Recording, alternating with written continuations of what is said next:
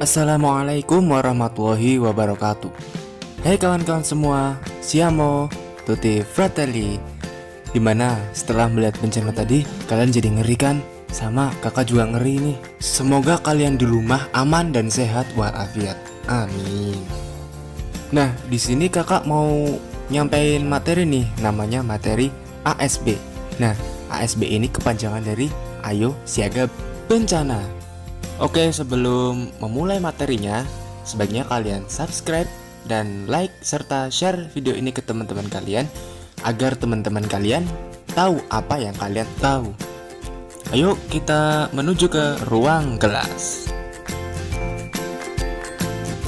Hai teman-teman semua, sebelum masuk ke materi, ayo kenalan dulu sama ASB.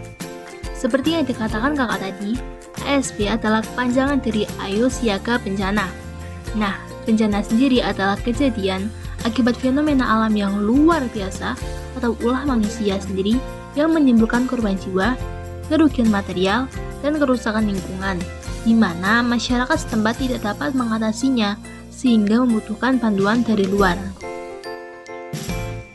Bencana di negara kita cukup banyak loh, di antaranya 1. Gempa bumi, 2. Banjir, 3. Longsor, 4. Erupsi gunung api, dan lain-lain. Nah, bencana ini juga dapat mengakibatkan kematian, korban luka-luka, rusaknya bangunan, wabah penyakit, ekonomi lumpuh, hilangnya keluarga, dan masih banyak lagi loh, Dek. Serem ya. Bencana ini timbul karena manusia tidak dapat mengatasi ancaman. Ancaman itu fenomena alam yang berpotensi merusak atau mengancam kehidupan manusia. Wah, berbahaya sekali ya. Kita sebagai manusia harus tetap menjaga lingkungan sekitar supaya lingkungan sekitar pun bisa menjaga kita agar aman. Kakak mau ngasih tahu nih cara menghadapi ancaman. Yang pertama yaitu mempelajari dan memahami tanda-tanda bencana.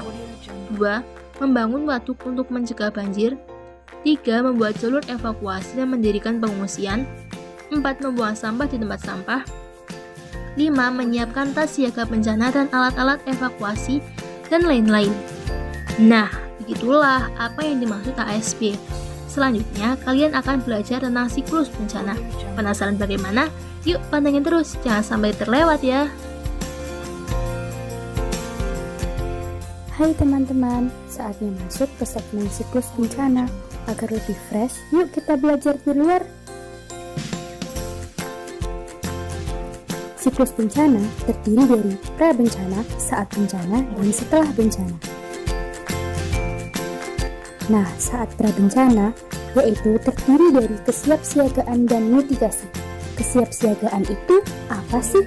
Nah, kesiapsiagaan itu upaya-upaya penggunaan kemampuan secara cepat dan tepat merespon bencana yang meliputi penyusunan rencana tanggap darurat bencana, pengembangan sistem peringatan dini, dan lain-lain. Yang kedua yaitu mitigasi. Nah, mitigasi sendiri yaitu upaya-upaya untuk mengurangi akibat ancaman-ancaman. Misalnya, pengelolaan air bersih, pembangunan tanggul, dan lain-lain. Selanjutnya yaitu siklus saat bencana. Di antaranya evakuasi, pelayanan medis misalnya mengobati korban banjir, dan lain-lain.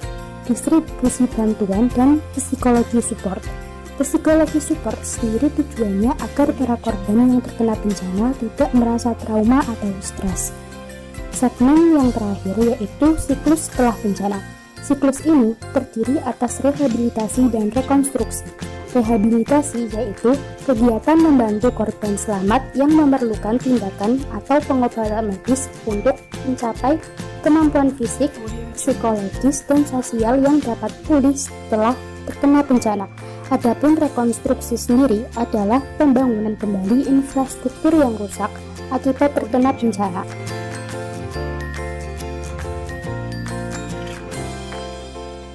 Nah, itulah beberapa siklus bencana yang kita pelajari. Selanjutnya, kalian akan mengenal kesiapsiagaan bencana nih. Penasaran bagaimana kan? Ayo, makanya ikutin terus dan tetap semangat ya. Halo kawan-kawan, gimana nih? Udah siap belum mengenal isi tas siaga bencana? Siap dong tentunya. Penasaran kan? Ayo kita mulai unboxing tas siaga bencananya.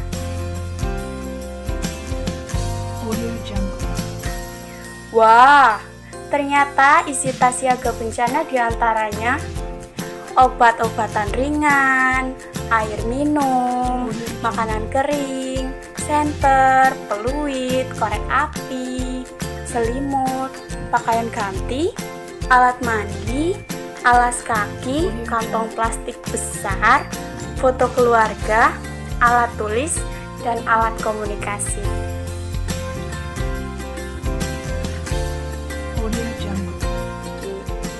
Nah, sekarang udah tahu kan isinya apa aja? Banyak banget ya. Tas siaga bencana sendiri memiliki fungsi untuk membantu bertahan hidup saat bantuan belum tiba. Selain itu, tujuan dari tas siaga bencana ini yaitu untuk mempermudah masyarakat saat proses evakuasi dilakukan. Oke, jadi begitu isi dan fungsi tas siaga bencana. Selanjutnya, kalian akan mengenal jenis-jenis bencana yang sering terjadi di negara kita. Ayo, kepo kan? Makanya tetap pantengin videonya sampai habis ya.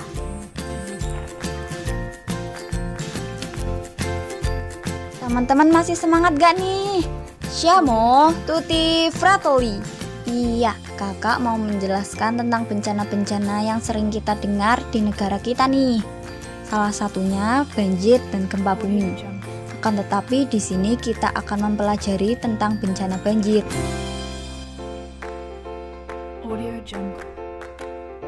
Nah, banjir merupakan meluapnya air yang menggenangi permukaan tanah yang ketinggiannya di atas batas normal. Akibat banjir yaitu curah hujan yang tinggi, penebangan hutan, dan buruknya drainase. Akibat banjir juga banyak loh, yaitu kerugian, korban jiwa, wabah penyakit, dan masih banyak lagi dek. Ih, ngeri ya. Kakak mau ngasih tips nih saat kita menghadapi banjir, yaitu 1. Pantau info penting di media massa. 2. Pindahkan barang-barang ke tempat yang tinggi. 3. Segera padamkan listrik dan gas di rumah. 4. Ikuti himbauan pemerintah setempat. 5. Tetap menjaga perilaku hidup bersih dan sehat.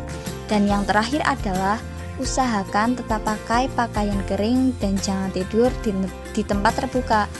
Nah, begitulah antisipasi saat menghadapi bencana banjir. Semoga kalian aman di rumah ya, amin. Terima kasih telah mengikuti pembelajaran kali ini ya. Sampai jumpa lagi, dah.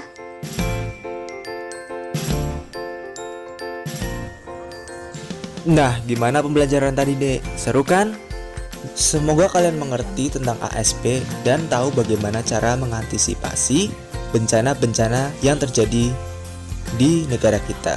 Semoga kalian tetap sehat dan aman di rumah, stay safe. Oke, jangan lupa di subscribe ya videonya, like dan share ke teman-teman kalian agar teman-teman kalian tahu apa yang kalian tahu. Oke, terima kasih dan sampai jumpa.